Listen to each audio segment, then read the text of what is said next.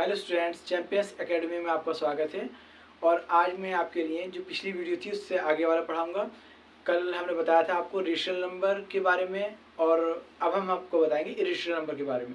Rational number क्या बताए थे हमने आपको? ऐसे नंबर जिनकी वैल्यू फिक्स होती है, टर्मिनेटिंग होती है और नॉन रिपीटिंग होती है, जिनकी वैल्यू हम फाइंड आउट कर सकते हैं, वो सारे आपके रेशनल नंबर कहलाते हैं।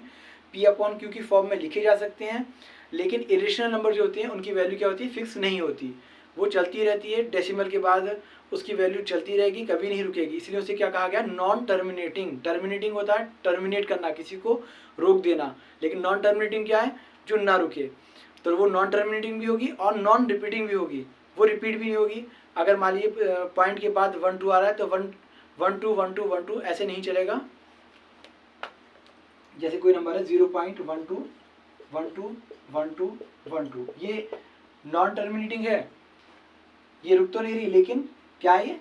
ये रिपीटिंग है, बार बार 1 2 1 2 आ रहा है। लेकिन ये जो होती है, जो इरेशनल नंबर होती है, उनकी वैल्यू क्या होगी? 1 2 1 3 4 1 9 1 7 और ये आगे भी बदल बदल कर आ रही है। यहाँ पर 1 के बाद 2 आ गया, लेकिन यहाँ 1 के बाद 3 आ गया, या 1 के बाद 9 आ गया, या 1 के बाद 7 आ गया।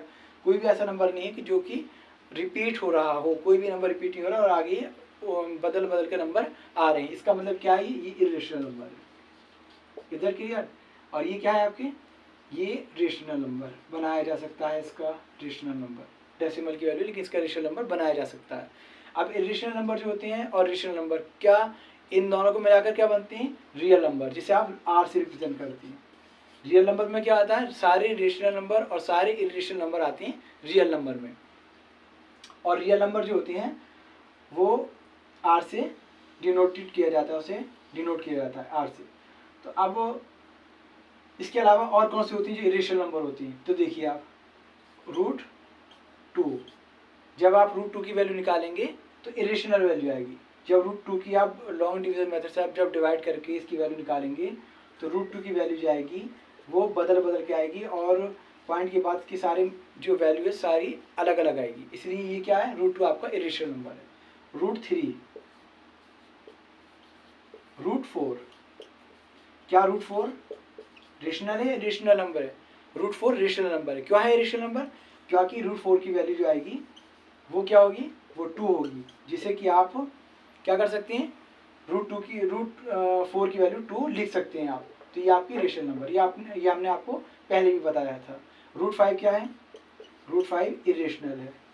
√6 रेशनल है। ये सारे आपके क्या कहलाते हैं? रियल नंबर कहलाते हैं। तो इससे पहले हमने आपको बताया था कि रेशनल नंबर को तो हम नंबर लाइन पर रिप्रेजेंट कर सकते हैं। जैसे कि अगर 2.5 लिखा है, 2.5, क्या हम इसे नंबर लाइन पर रिप्रेजेंट कर सकते हैं? बिल्कुल कर सकते हैं। मैं करके दिखाता हूँ आपको। इसे हम नंबर लाइन पर रिप्रेजेंट कर सकते हैं। जैसे कि नंबर लाइन आपने बनाई 1 0 1 2 एंड ये आगे जाके 3। तो ये जो नंबर है 2.5, ये कहाँ से शुरू हुआ है? ये 2.5, इसका मतलब 2 से शुरू हुआ है और 2 एंड 3 के बीच में है 2.5। तो ये इसकी लाइन के हमें कितने टुकड़े कर लेने हैं? 10, 1 2 3 4 5 6 7 8 9 और ये 10।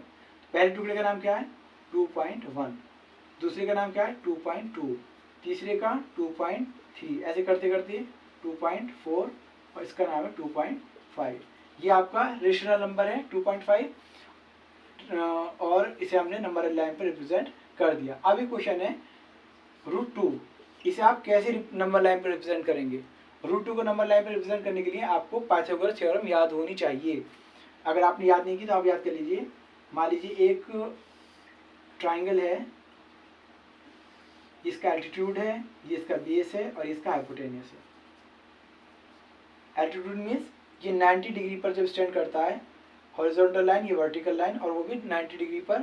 तो ये जो 90 डिग्री, तो ये 90 के सामने वाला जो लाइन होती है हाइपोटेनस कहलाती है। आड़ी लाइन जैसे सीढ़ी बनी हुई है, सही है, जो भी सीढ़ी सी होगी ये हाइपोटेनस होगी, और इसकी वैल्यू इन दोनों से ज़्यादा होगी, इससे भी ज़्यादा होगी और इससे भी ज़्यादा होगी। लेकिन इसका स्क्वायर जो होगा वो इन दोनों के स्क्वायर के प्लस के बराबर होगा। अंडरस्टैंड? जैसे कि h² = ये आपका ए है एल्टीट्यूड, ये आपका बेस है।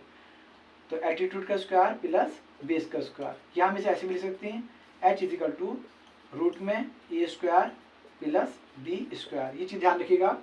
तो अब हमें रूट 2 की वैल्यू निकालनी है, तो हम कैसे निकालेंगे?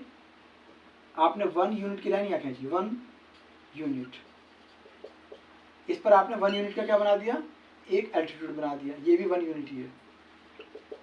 तो ये जो होगा आपका हाइपोटेनस, ये कितना होगा, ये होगा √2। इसकी लंबाई कितनी होगी, √2। अब हम इसे प्रूव करके दिखाएंगे। ये हमने आपको फॉर्मूला बताया है, इसी में आप पुट करेंगे। h square h is equal to root A square plus B square.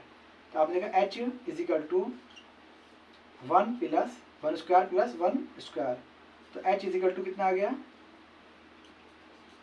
1 plus 1। तो h इजिकल टू आ गया 1 एंड 1 कितने होते हैं, 2, और ये आ गया आपका h is equal to √2। Is that clear? अब आप क्या करेंगे, कंपास की नोक कहाँ रखेंगे, जो कंपास की लोहे की नोक जो होती है वो यहाँ रखेंगे, और पेंसिल की नोक रखेंगे यहाँ, और इतनी ही दूरी भरकर उसमें कंपास में आप एक कंपास को ऐसे करके यूँ लेके जाएंगे नीचे को। मैं करके दिखाता हूँ, ऐसे करके ये जब आप ऐसे करेंगे तो ये यहाँ आ जाएगा।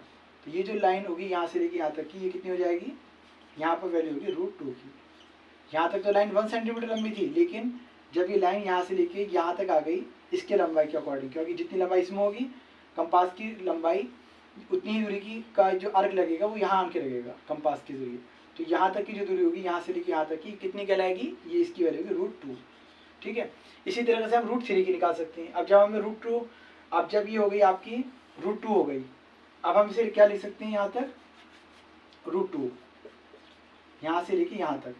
उसके बाद 1 सेंटीमीटर का हमने क्या बनाया यहाँ पर, ये 1 सेंटीमीटर का हमने यहाँ पर एल्टीट्यूड बनाया। तो अब जो ये लंबाई होगी ये कितनी होगी, ये √3 होगी। Is that clear, √3। अब वो कैसे होगी, आप इसे भी प्रूव कर सकते हैं। यहाँ पर हम आपको प्रूव करके दिखाएंगे।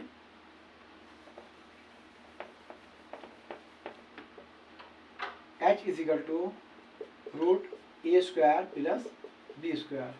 तो h is equal to root A कितना है आपका, ए आपका √2 का स्क्वायर, √2 का स्क्वायर प्लस बी कितना है आपका, बेस। ए तो आपका 1 स्क्वायर है, क्योंकि ये आपकी 1 सेंटीमीटर की बनाई है, तो 1 स्क्वायर आ गया। बेस कितना है, बेस आपका √2 का स्क्वायर। h इजिकल टू कितना आ गया, 1 का स्क्वायर कितना होता है, 1 ही होता है, प्लस √2 का स्क्वायर कितना होता है, 2 होता है, क्योंकि जब √2 से जब मल्टीप्लाई होगी तो आंसर आएगा 2। ये याद रखिएगा आप, रूट से रूट कैंसिल हो जाता है, 2 आंसर आ जाता है। ये समझ लीजिए आप, √2 की √2 में मल्टीप्लाई होगी क्या आएगा, √4 आएगा, और √4 की वैल्यू कितनी होती है, 2 होती है, इसलिए यहाँ पर 2 आ गया। h की वैल्यू कितनी आ गई, 1 एंड 2 3 आ गई। Is that clear? तो जब ये 1 एंड 2 3 आ गई तो यहाँ पर इसका मतलब क्या हो गया है, √3, 1 एंड 2 3 और रूट लगा रहेगा, तो h की वैल्यू आ गई √3। तो ये जो लंबाई आएगी ये कितनी आएगी, √3 की आ गई। फिर हम ऐसे करेंगे, कंपास की नोक यहाँ रखेंगे और यहाँ से लेके यहाँ तक का नाप लेंगे कंपास में, और एक आप अर्क लगाएंगे।